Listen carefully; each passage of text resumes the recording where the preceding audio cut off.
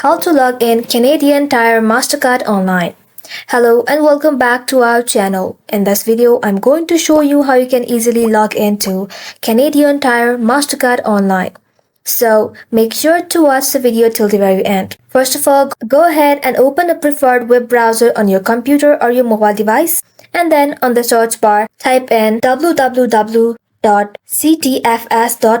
Soon after, you'll land in the official site of Canadian Tire Mastercard. In this homepage, you'll see an icon that's called Sign Up at the top right corner of your screen. Go ahead and tap on it. In the box that says username, go ahead and type in your username. If you forgot your username, you can always recover it by simply clicking on Forgot Username option here. Now, below you'll find this password box. Go ahead and type in your password. But if you happen to forget your password, you can easily recover it by simply clicking on the Forgot Password button. And if you don't have an account yet, go ahead and click on Enroll now. After you are done with everything, just go ahead and click on Sign In, and then you will be able to log into Canadian Tire Mastercard online. And that's it, guys. Thank you all for watching it till the end, and stay tuned till our next upload.